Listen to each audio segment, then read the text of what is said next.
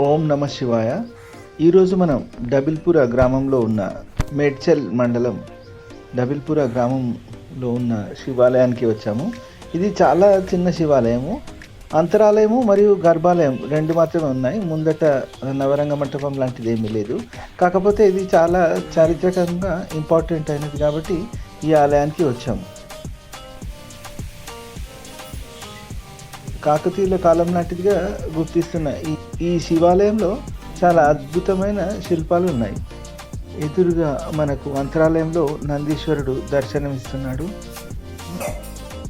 ఈరోజు సోమవారం, నేను ఈ ఆలయం సందర్శించిన రోజు సోమవారం కాబట్టి భక్తుల తాకిడి ఎక్కువగా ఉంది. ఇక్కడ స్థానిక భక్తులు చాలా ఎక్కువ మంది వస్తారు. ఓం నమ శివాయ. ఇది చూశారు కదా, కాకతీయుల శైలి. చతుర్ముఖంగా ఉన్న పానవట్టంపై బ్రహ్మసూత్ర శివలింగం ఇక్కడ మనకు దర్శనమిస్తుంది. ఒక పక్కన మనకు నైరుతి మూలలో వినాయకుడు, వాయువ్య మూలలో పార్వతీ అమ్మవారు, మరి ఇంకొక శిల్పం మనకు కనిపిస్తుంది. ఆ శిల్పం చాలా ప్రత్యేకమైనది. ఒక ప్రముఖ వ్యక్తి ఎత్తైన పీఠంపై కూర్చొని శివార్చన చేస్తున్నట్టుగా అది ఉంది. శివలింగానికి ఇరువైపులా ఇద్దరు పరిచారికలు వింజామరతో కనిపిస్తున్నారు. ఇది కాకతీయుల నిర్మాణ శైలిలోని శిల్పాలు. ఇవన్నీ కూడా అద్భుతంగా ఉంది. ఇది చాలా ప్రత్యేకమైనది, చాలా అరుదుగా కనిపించేది. ఇక్కడ ఈ ఆలయంలో స్వయంగా భక్తులే శివాభిషేకం, అర్చనలు, పూజలు చేసుకోవడానికి వీలు ఉంది.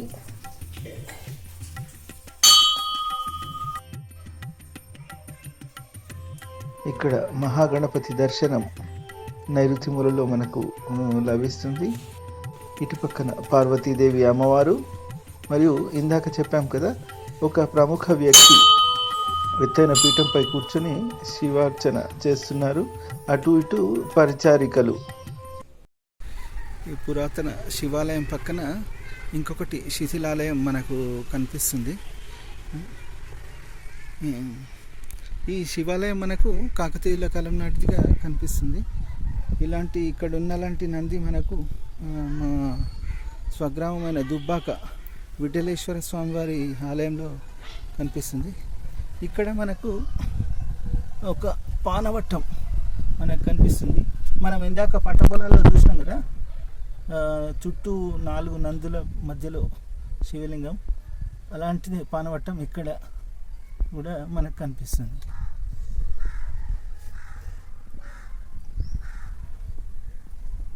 ఈ శిథిలాలయంలో మనం ఇంకొక విశేషం చూడవచ్చు.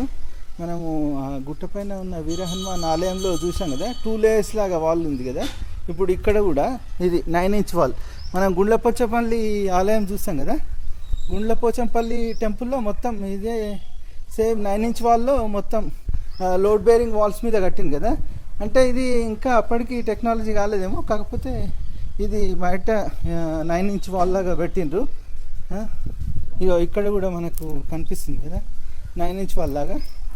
అంటే దీన్ని బట్టి చూస్తే మనకు కళ్యాణి చాళుక్యుల పీరియడ్ లాగా కనిపిస్తుంది అనమాట. కాకపోతే ఈ ఆలయం లోపల ఉన్న చేరేడు, ఉత్తరాసి వీటి మీద మాత్రం ఏమీ అది అంటే రాసి కానీ తర్వాత ఏవి లేవు కాబట్టి మనకు తెలియదు.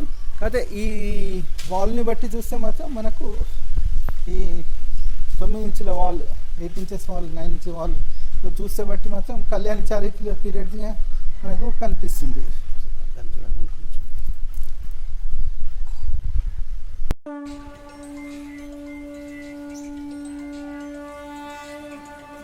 ఓం నమ శివాయ.